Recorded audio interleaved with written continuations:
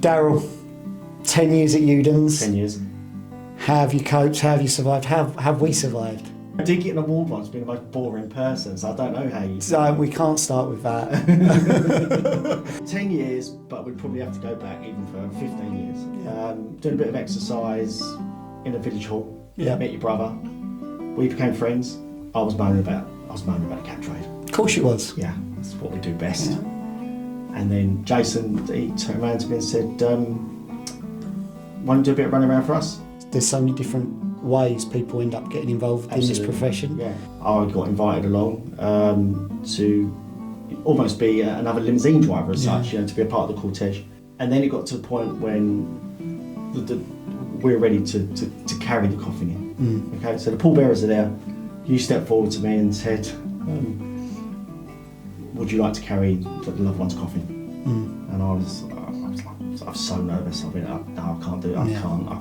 I don't blame you, to be fair. I don't blame you. That must have been very nerve-wracking. It really was. Then after, so the funeral had happened, I think you approached me and said, what do you think? And I said, I don't think this is for me. I can't do this. Are you going to leave the next bit out, or are you going to go all in? No, I think we should do this. It was the next bit that opened my eyes to the professionalism that you need to. Yeah, call it that. We called it that. I think it was a question of you holding out your hand, going, "Well, that's mine." So took the tie pin off me. I wouldn't have said it like that. No, I would not have said, "Well, that's." I think it was close to that's mine. That's mine. That tie's mine.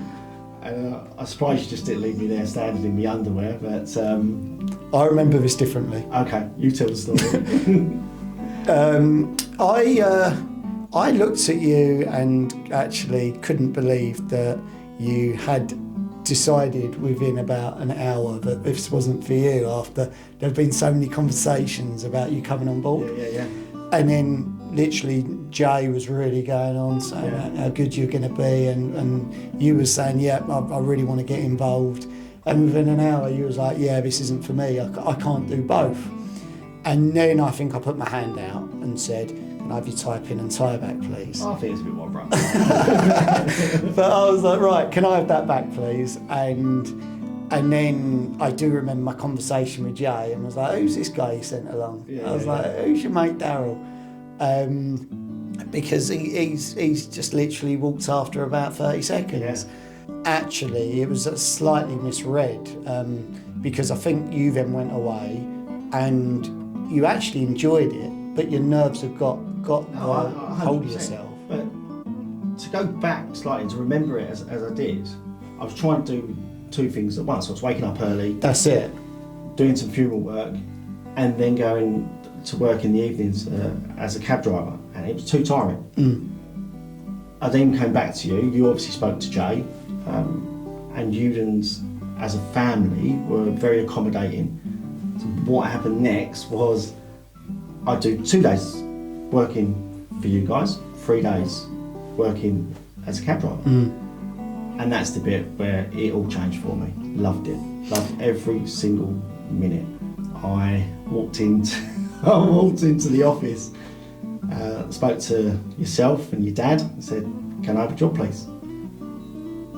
Which the reply was, there's nothing going.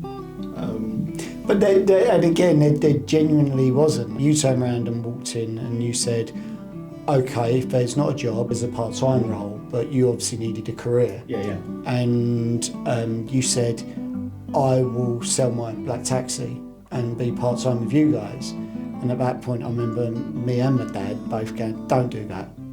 Don't do that. Like that's best advice I ever got. We was like, don't do that. Keep your black cab, because we can't offer you anything at the moment.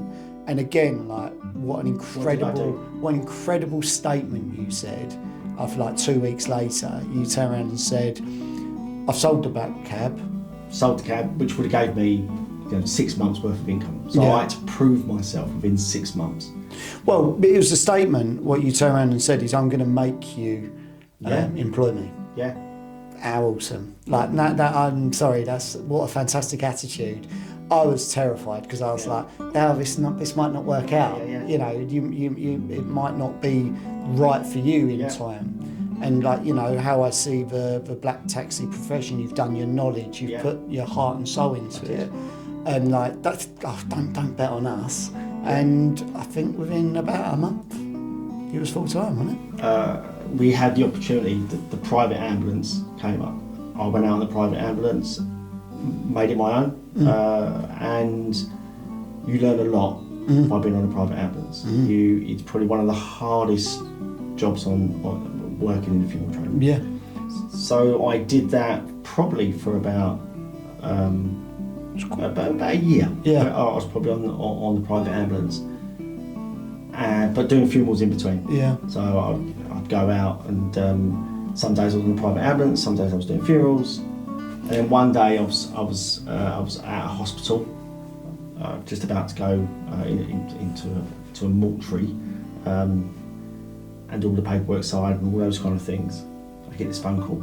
I said, "How do you feel like conducting next week?" I was like, "What?" Driving the ambulance. I'd also been out on funeral, so you have a progression. You go on as a bearer, then become a bearer driver. Can I just say, I personally don't see it as progression. Okay. I see it as you have knowledge. So you get knowledge in all different areas of the profession, because there's no one who does a role which is more important than the next person. 100%. And I thought at that time I haven't got the experience, but a little bit of me inside said, if I don't say yes, I may never get this experience, opportunity again. So I went, okay. You got me kitted out into my conducting uniform. And there I was. It was a Camberwell funeral. So I was told there probably won't be hardly any flowers there. It's just going to the house and then onto the crematorium. Turned up, there was a mountain of flowers. My legs were like jelly. I had to walk over some speed bumps and they felt like mountains. Yeah, I get that. I honestly can't say how humbling. And that's probably the bit that I got so much from being here for the last 10 years. Yeah. How humbling working in this profession is. Yeah. But you probably thought you was years away from ever going out and conducting a funeral. But W.Uden Sons would never put anyone on a funeral if they wasn't ready and the right person to do so. 100%. And I remember saying that to you. We trusted you. Yeah. And we trust all of our team. Yeah. But at that time, it's like, no, you was the right person to go out and conduct funerals for W.Uden Sons and for the families that we care for. So, yes, you was nervous, of course. You should still be going out on funerals now and feeling that little buzz. I was actually just going to come to that. To all the funerals that I look after, I still get that element of nerves. Yeah, so that was my first one, and then I don't know how many I've done now, 10 years.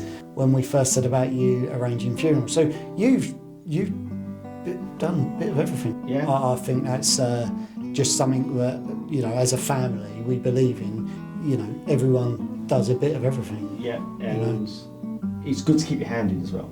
Your experience so now you've been arranging funerals for a period of time, and again you was very nervous about that. I was, yeah. And and it's like even probably still today, just like conducting a funeral, just like driving on a funeral, you have that little nervous energy. You never know what kind of family you're going to come into. Yeah, yeah. You may get families coming to you that are full of grief. Yeah. And you have to manage that. You get families that come in where their loved one has lived a life and they had a fun life.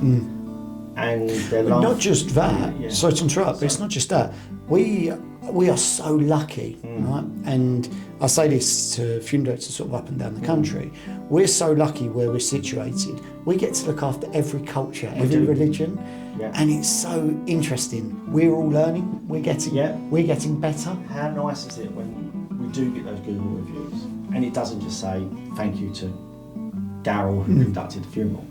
How nice is it when it turns around and says the vans, the ambulance team that came out were incredible. And they named the whole team. They named the whole team. The person in the office who looked after him, the conductor who's looked after him, and the limousine driver on the day, and all the bearers looked absolutely immaculate. So Darrell, in We talked 10 years. Have you got a memorable funeral, memorable moment? My most memorable was a gentleman that lost his wife, 2 young kids, and he stood up and he gave his eulogy, and he went on, and I don't normally shed a tear on a funeral because we're professionals at what we do. We're human as well. We are human. So the funeral went, and I was working Saturday at Sick Up, and he saw me and he went, "Oh, hello, Darrell, I don't know you're working today." He said, "I'm just on my way to the cemetery to finalise a couple of bits, and I'll come back and collect my wife's cremated remains." So I said, "Okay, I'll have them all ready for you." So he came back to the garage, probably about half an hour later or so, maybe an hour. And there I did, I had everything prepared and I handed him over. And he just wrapped his arms around me. And he just thanked me, broke down. And that stays with me. You know, for a guy that, I'm welling up now just thinking. Yeah, that's the one. And then to have that impact, it's what stays with you, isn't it? Yeah. It's amazing that, you know, there's so many different memories, so many different things, but yet there's something like that little gesture. Yeah. So Darrell, it's been 10 years, as we've stated quite a few times on this podcast. Yeah. Did you make the right decision? 100%. Yeah. 1,000,000%. I love what I do. Can I finish with it and say to you, the best thing what happened for us over the past 10 years is actually turning back up and asking for your typing back. Yeah. And you've been an absolute pleasure, joy to work with. Thank you, man. You put it in. I've never known someone to work so hard, to be so passionate. The philosophy of do it with passion, not at all, is you all Pleasure. over. Thank So you. I know, again, you know I feel like this, but again, it's a chance for me to say it out there in front of everyone and to you, and you didn't know I'm obviously saying any of this, but you've been unbelievable for W.Uden Sons, and I say long may it continue, and thank you so much, my man.